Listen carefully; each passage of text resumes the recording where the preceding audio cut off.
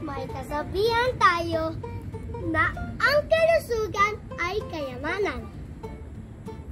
Bukod sa pagkain ng masustansyang pagkain, pag-eehersisyo, pagkakaroon ng sapat na tulog, pag-inom ng 8 to 10 na basong tubig kada araw, at pagkakaroon ng malinis na kapaligiran. Mapapanatili rin natin malusog ang ating katawan kung tayo ay naliligo, nagsusuklay ng buhok, nagsisipilyo ng ngipin, at gagawin ang iba pang gawaing pangkalusugan araw-araw.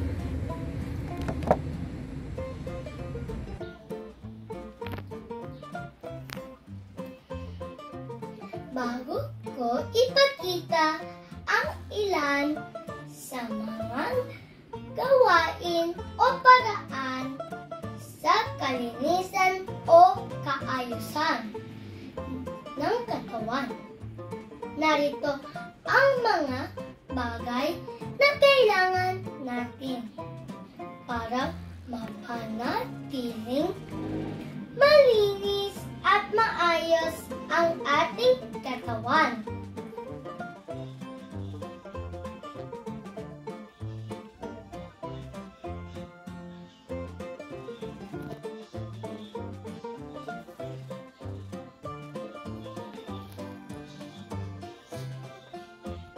Handa na ba kayo sa unang gawain? Halika, atin nang alamin. Una, dapat ugaliin maligo araw-araw para manatili tayong malinis at siyempre mabango. Gumamit ng shampoo para sa buhok. Gumamit ng sabon sa buong katawan, mula sa ulo hanggang paa.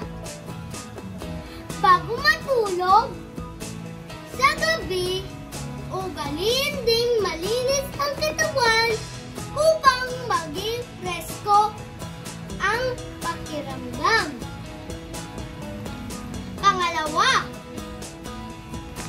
magsuot ng angkop at malinis na damit.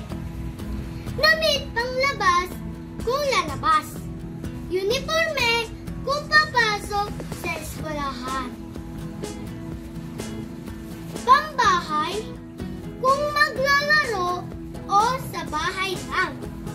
Ay ganun din kung matutulog na tayo. Magsuot rin tayo ng damit na malinis. Oras na para ako ay maligo at makapagpalit ng damit.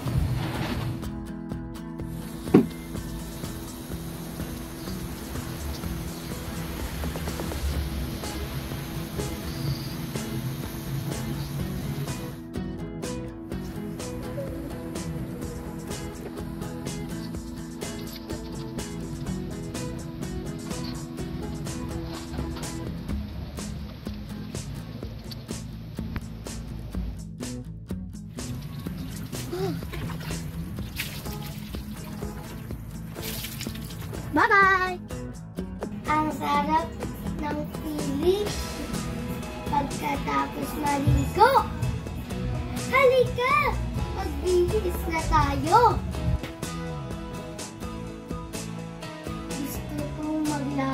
na yon. Kaya ito, nagkapambahay na ako.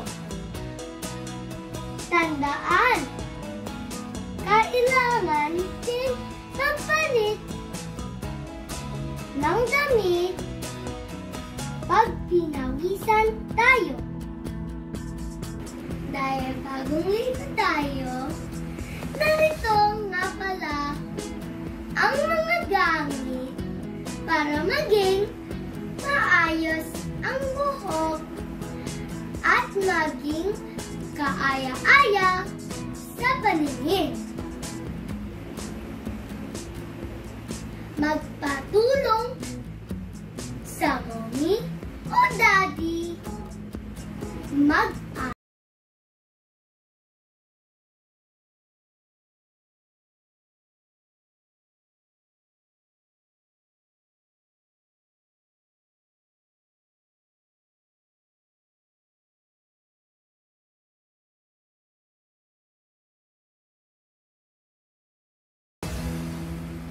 Maganda na po ba? Pangatlo, ugaliin maghugas ng kamay. Isa sa mga paraan ng pag-iwas natin sa sakit mula sa virus o germs. Ang palagi ang paghuhugas ng kamay. Maghugas ng kamay sa tuwing gagamit ng banyo. Pagkatapos maglaro. Tuwing natutumian ang mga kamay kung babahing o sisinga. At tigil sa lahat, bago at pagkatapos kumain.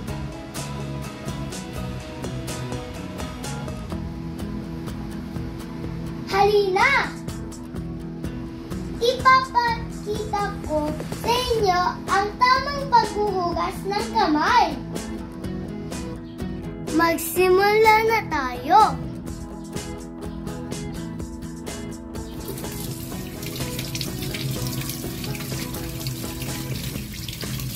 Basahin ang mga kamay.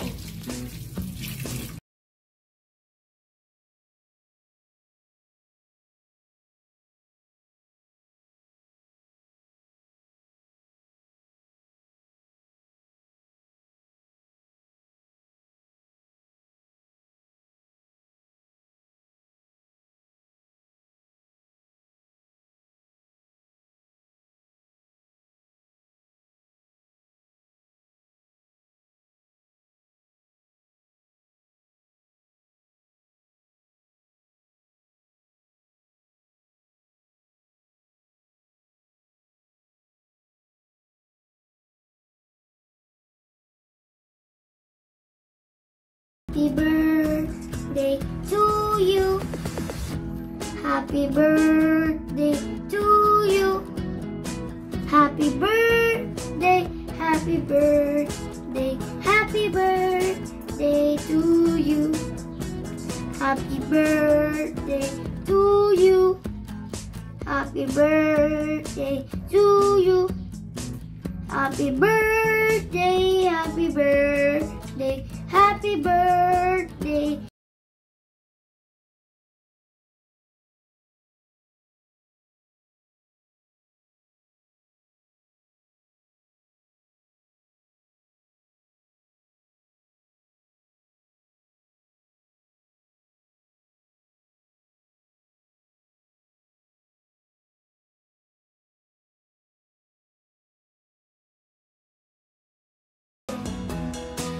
O sige, kakain na ako.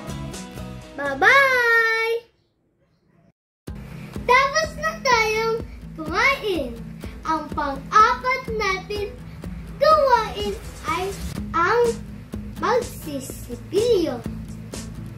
Ang pagsisipilyo ng mga ngipin pagkatapos kumain ay makatutulong ng malaki upang maiwasang masira o matulog ang mga ito.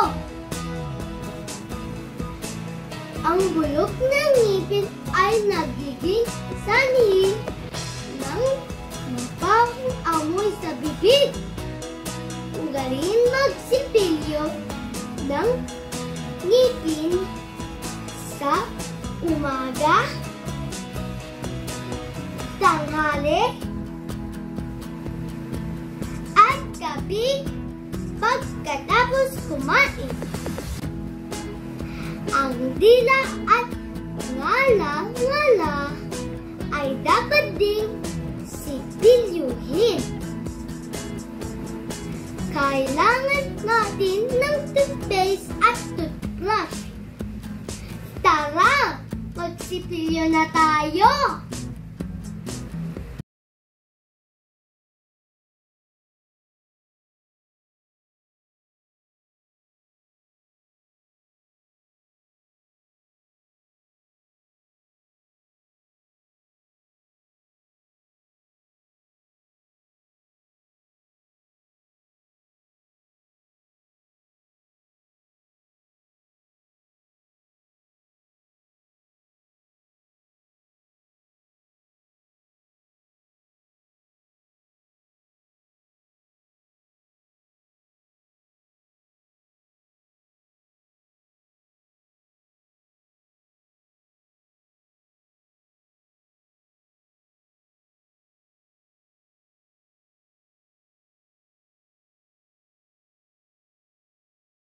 Yes po ba?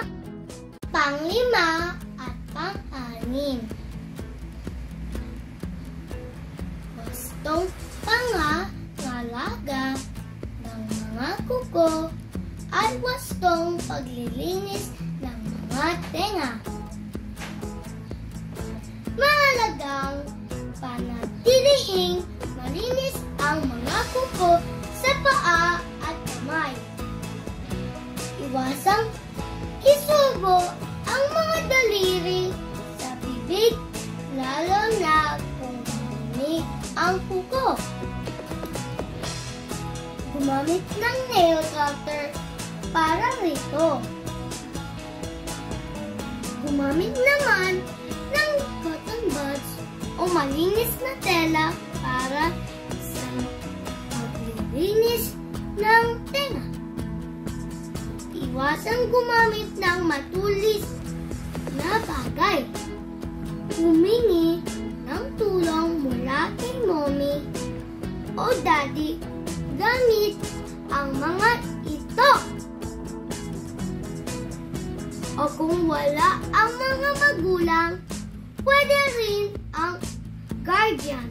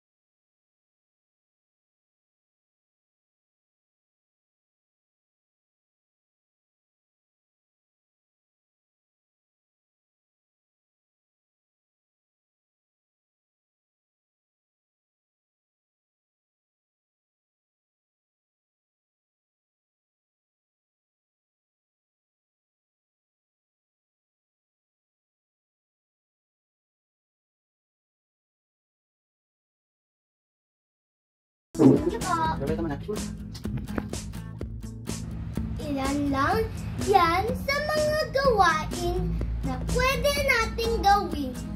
Nariyan din ang pagsusuot ng tsinelas o sapatos para sa paa. Paggamit ng panyo tuwing tayo ay sisinga o maglilinis ng ilong. Paghihiglamos tuwing gigising sa umaga at marami pang iba. Sana ay may natutunan po tayo sa mga